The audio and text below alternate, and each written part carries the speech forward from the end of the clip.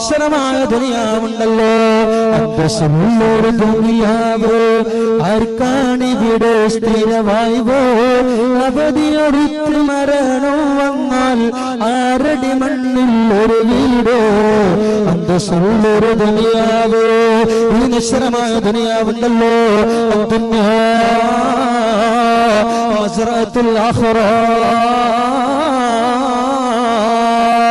ദുനിയാവ് എന്നുള്ളത് ആഖിറ ലോകത്തേക്കുള്ള കൃഷിയിടമാണ്. വൽ ആഖിറതു ഖൈറുൻ വഅബ്ഖാ.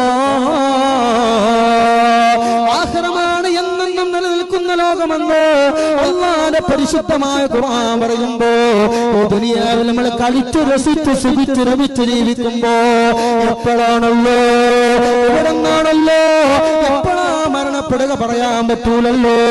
വലയുഅഖിറല്ലാഹു നഫ്സൻ ഇദാ ജാഅ അജലുഹാ. മരണത്തിന്റെ സമയം എത്തിക്കഴിഞ്ഞോ എപ്പോഴാണെങ്കിൽ പോവണമല്ലോ, എല്ലാവരും മരിച്ചു പോകുമല്ലോ.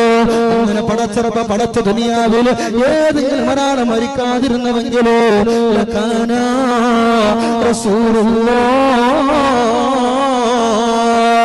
ലോകം പോലെ പഴക്കാൻ കാരണഭൂതനായ പ്രാപഞ്ചിക പ്രതിഭാസങ്ങളെ പ്രമേയമായ ലോകത്തിന്റെ മുത്തോ സർവ്വകാലം സർക്കാരെ മുജസ്സം താജിദാരെ മദീന നബി മുഹമ്മദ് റസൂലുള്ളാഹ് സല്ലല്ലാഹു അലൈഹി വസല്ലമ തങ്ങളായിരുന്നു.